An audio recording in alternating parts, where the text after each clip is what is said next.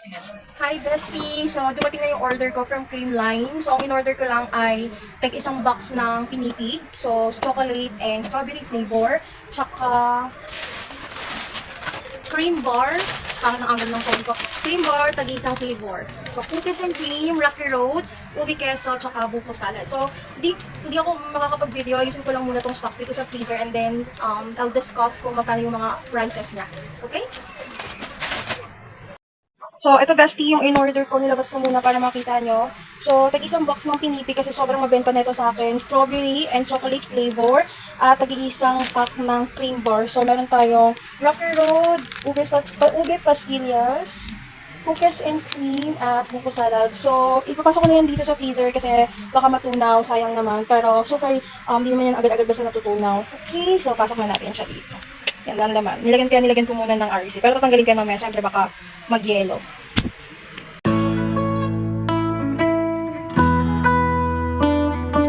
Hi bestie! So as promised, ikukwento ko sa inyo yung journey ko with Creamline. Paano ako nakakuha ng Creamline, paano sila nakapag-deliver dito, and ano yung mga requirements para makapag-retail ka kay Creamline. So didiscuss natin yan. And also, didiscuss ko din sa inyo yung mga presyo niya if magiging retailer ka ni Creamline. Alright, first, paano ako nagkaroon ng Creamline? So, nung nag-open ako ng sari-sari store last year, 2023, January 2023, naisip ko na rin na gusto kong magtinda ng ice cream. Since mahilig kami sa ice cream, and dito sa area namin, walang nagtitinda ng ice cream. Meron nagtitinda ng ice cream, kakompetensya ni Creamline, pero medyo malayo pa, dun sa may bakery. So, medyo dadayuhin pa siya. Pero dito sa loob ng lugar namin, walang nagtitinda ng ice cream. So I got the opportunity na, kukuha din ako ng ice cream para ako yung kaunahan na nagtitinda ng ice cream dito sa area namin. So, ang ginawa ko, nag-message ako sa Facebook page ng Creamline. At the same time, nag-check din ako ng mga ahente sa Facebook ng Creamline. So, meron ako nakita doon na isa siyang ahente ng Creamline. So, message ko siya, nag-inquire ako kung paano mag-avail, magkano, and ano yung requirements. So, legit naman yung nakausap kong ahente sa Creamline. And, yun, ang pinaka qualification is dapat meron kang tindahan. At the same time, meron kang physical store, and kaya mong makapag-purchase kasi meron silang two option. Ang first option is yung 5,000 package, and yung second option is 3,000 package during that time. So, yung 5,000 package, ano siya, 5,000 worth of Creamline ice cream. So, assorted na siya with free brand new freezer. And then, yung second option is 3,000 worth of ice cream, Creamline ice cream. And meron ding free na freezer, pero second hand. So, that time, wala akong 5,000 kasi nga, kaka-grocery lang namin. And may natira pang pera, pero ang pasok lang is 3,000. So, yun lang muna yung in-avail namin that time. So, umayag na ako. So, bale, nag-agree na ako na, sige, kukuha kami ng Creamline, pero ang afford lang namin is yung 3,000. So, okay naman dun sa ahente.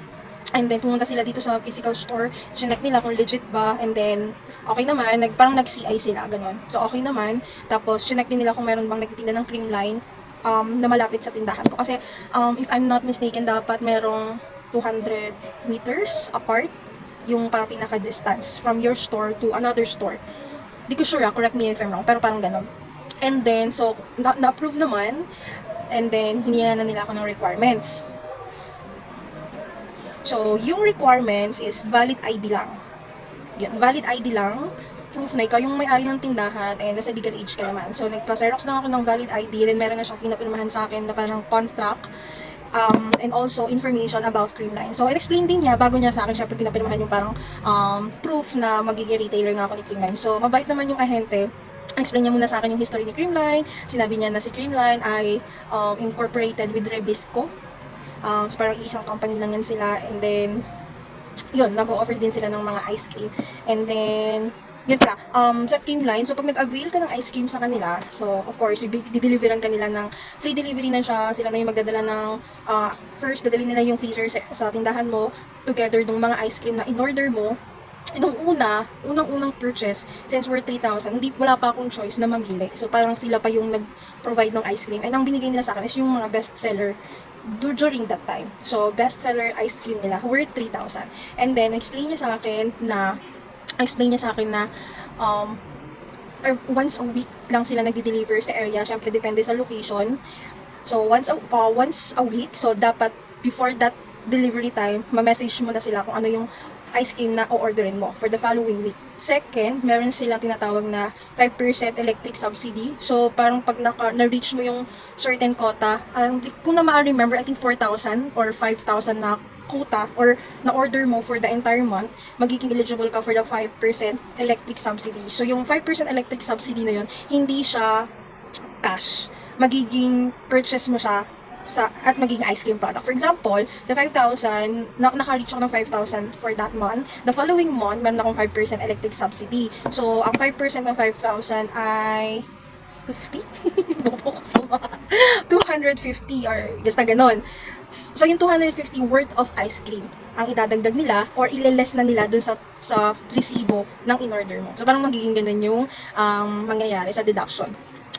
And then, sinabi din nila na if ever magkaroon ng brownout, so ang freezer ay tumatagal naman siya, yung storage ng lamig niya is tumatagal naman ng 8 hours. So, kung nagkaroon ng brownout, hindi naman agad-agad basta natutunaw si ice cream. So, meron siyang 8 hours. Pero if ever man na tumagal pa, dapat mag-heads up ka kay ahente na nagka-brownout, ganyan, para ma-report sa office. And if ever may mga malulusaw na ice cream, is hindi mo siya babayaran. Kukunin nila yung mga nalusaw na items, parang ang tawag nyo dun is return products na siya. Pero good thing is hindi mo siya babayaran. Basta, legit na nagka-brown out talaga, legit na nakapag-send ka ng report sa kanila, real time. Or if ever, sa tingin mo matagal yung, or merong forecast na brown out sa area nyo, mag-abiso na lang kayo sa ahente. And pag may mga bagyo, may baha, or anything na relate or anything that might affect dun sa ice cream, sa freezer, inform nyo si ahente na anything na pwedeng maging cause ng pagkatunaw ng ice cream. So, yun yung brown out, hindi kaya nagkaroon ng baha, nagkaroon ng any disaster na mawawala ng kuryente or magkakos ng baha. Or pag nasira yung freezer. Pero, dun sa pag nasira yung freezer, case-to-case basis. Kasi, pag fault mo, of course, fault mo yon, hindi nila yon papalitan. And, matcha-charge ka. Ikaw yung magko-cover nung total nung ice cream na yon. Pero kung technical fault talaga ng freezer, at talagang sira talaga yung freezer na binigay nila sa'yo, then, check nila yon. Tapos pag okay, fault nga talaga nila, kukunin nila yung ice cream and then papalitan nila. And hindi, ayan, so nang-hot. And then, ano pa ba? Medyo hindi ko sure kung magulo ba yung explanation ko. Pero yon, ano pa ba? With sa ice cream yun pala, since once a week ang order, minimum of 1,000 dapat yung o-orderin mo. So, kumbaga, i-record mo na lahat ng ice cream na o-orderin mo and then minimum of 1,000.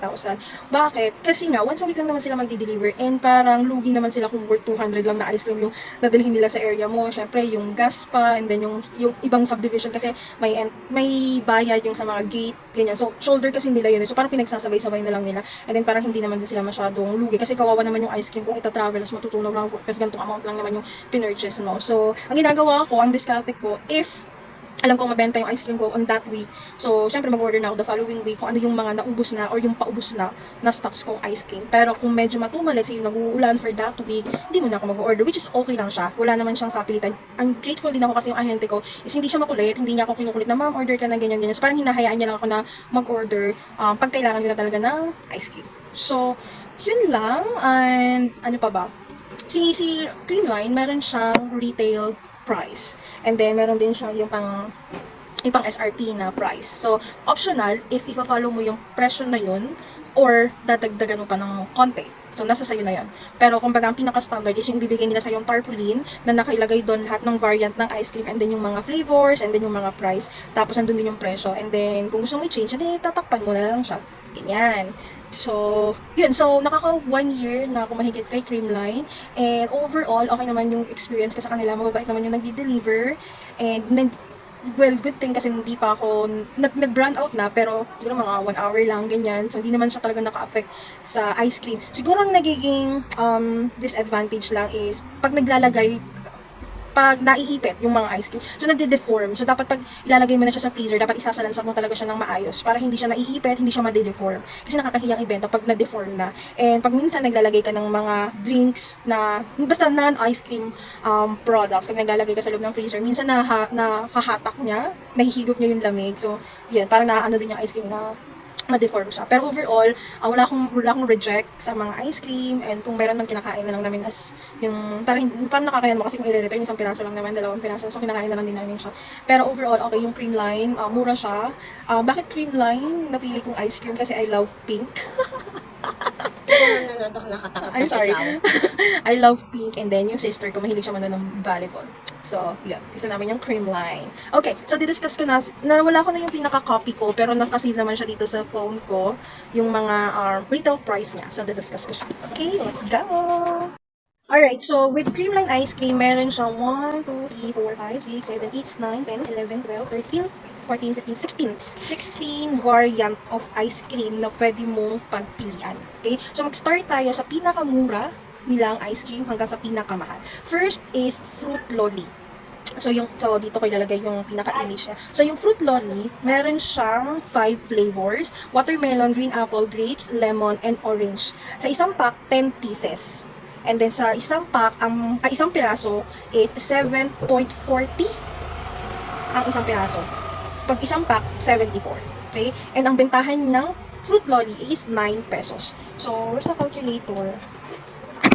So, kung 7.4 ang isang piraso, let's say 30%, 7.4 plus 20% or 25. 20%. So, may 20% din siya. Kaya nga optional, kung as is mo siyang ibebenta na 9 pesos based dun sa suggested price nila, or papatungan mo pa siya. So, wala na silang pakialam doon. Next, Popsy Pop. So, Popsy Pop is one flavor lang, which is strawberry. Sa isang pack, 12 pieces, and ang isang piraso ay 7.80, and ang suggested price niya is 10 pesos.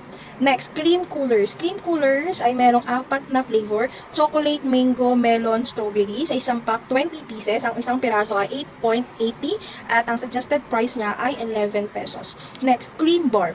Ito, mabenta to sa akin. So, 4 flavors: cookies and cream, buko salad, Rocky Road, and ubi queso. Sa isang pack, 10 pieces. Ang isang piraso ay 10.31. Suggested price is 13 pesos. Next, mini cup. So, yun yung mga nasa maliit na may lagayan siya. So, meron siyang 5 flavors: chocolate, choco marble, berry choco, melon, ube. Sa isang pack, 10 pieces. Ang isang piraso ay 11.44, and ang suggested price niya is 14 pesos.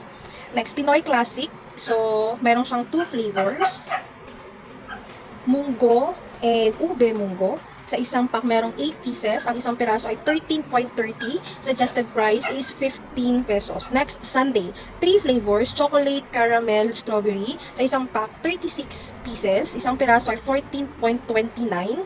And suggested price is 16 pesos. Next, cream cone. So, cream cone is para siyang yung cornetto. Next time, papakita ko sa inyo yung pinaka-actual na ice cream. Cream cone, meron siyang 5 flavors: Rocky Road, ubi makapuno, choco queso, cookies and cream, and berry choco. Minimum, pag mag-order ka, minimum of 5 pieces per flavor. Presyo na is 16.40, and ang suggested price niya is 20 pesos. So, parang nga siyang cornetto. Next is cream cup. Cream cup ay merong 5 flavors: choco mallows, choco mouse, choco mud pie, choco tiramisu, and peach mango. Sa isang pack, 12 pieces. Ang isang piraso ay 25.23, and ang suggested price niya ay 25 pesos. Next, jumbo cone. So, bigger version siya ng cream cone. Meron siyang 5 flavors: double dutch, cookies and cream, Rocky Road, ube queso, and mango caramel. So, same with cream cone, 5 flavors. 5 pieces per flavor pag nag-order ka. Ang retail price niya is 23.28, and ang suggested price ay 27 pesos. Next is Gold Bar. Gold Bar is para siyang, ano nga yung masarap na ice cream? Gold Bar? Yeah. Ano nga yun? Wait lang, di ko maalala. Yung sa Selecta. Selecta? Never bought Selecta. I always buy. Shucks, hindi ko maalala. Online. Yung, ano bang tawag doon? Gold Bar. Para siyang, hindi ko maalala. Ilalagay ko na lang siya dito pag in-edit ko. Gold Bar, yun. Gold Bar, isang lang siya. Mocha brownie, isang pack is 10 pieces. And, retail price niya is 33.75. And ang suggested price niya is 40 pesos. Ba, yan daw makamove on. Iniisip ko pa rin ano yung kaparehas ng Gold Bar.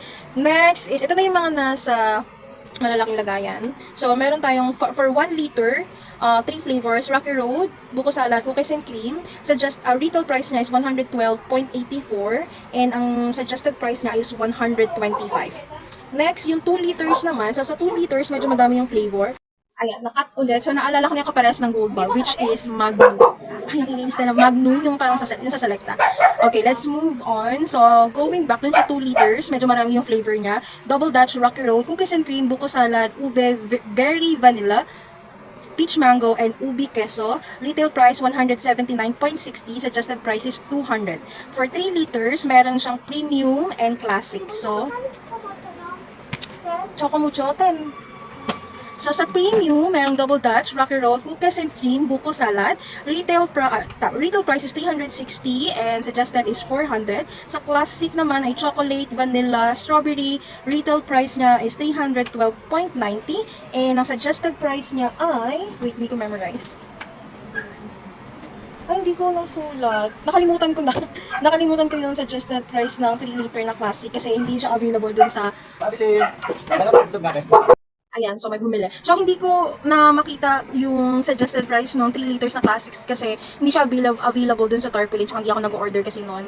Pero nandun kasi siya sa pinaka-list ng mga choices. Actually, ang ino-order ko lang dito doon sa may lagayan is yung 1 liter lang, tsaka 2 liters. Pero yung 3 liters, hindi ko na siya binibili kasi 400 siya and parang dito sa area namin, I don't think na may bibili ng ganun na ice cream. So, parang 125 lang, tsaka 200 lang yung pinaka-suggested na pwede kong ibenta. So, yun lang. Lalabas ako kasi papakita ko sa inyo yung pinaka-actual na tarpaulin na medyo luma-luma na. And then, nandun din yung pinaka-suggested price. So, let's go! Okay, so ito yung sinasabi kong tarpaulin na binigay nila sa akin nung pinaka-unang-unang nilang deliver. So, medyo luma na yan, pero very useful to sa akin kasi every time na may bibili, dito na lang sila titingin. So, ito yung Popsy Pop. Sabi ko kanina, 10 pesos, Pinoy Classics 15, Cream Bar 13, Cream Coolers 11, Fruit Lolly 9, Mini Cup 14, Sundae Cup 16, Pinipig is 16, Jumbo Cones is 27, Cream Cup is 25, Cream Cone 20, Gold Bar, yan, 14 na Magnum sa Selecta. And then, ito yung may mga malalaki. Family Duo, 1 liter, and then 3 liters. So, ayan. So, hindi ko siya change kasi ayoko. Gusto ko as is na yung may tubo na rin naman siya kahit pa paano. And ayoko na siyang patukan para hindi siya mahal, para affordable siya ng mga bata dito sa area namin. So, ayun lang. Next time ko napapakita sa inyo yung pinaka-actual na ice cream na different videos na lang. So, say bye-bye. Tingnan mo si Stella. Nakikisyoso kay mami. Oh, babay na nak. Babay na. Oh, yung isa. Oh, yung isa. Eugene. Oh, andito si Thea. Tinutulungan niya ako magtinda. Eugene! Ay, si Ate Stella talaga. Gusto niya mag... Ay, hindi pwede. Hindi pwede. Baba. Ay, ate! Ate! Ay, nako. Babay na nga. Babay na.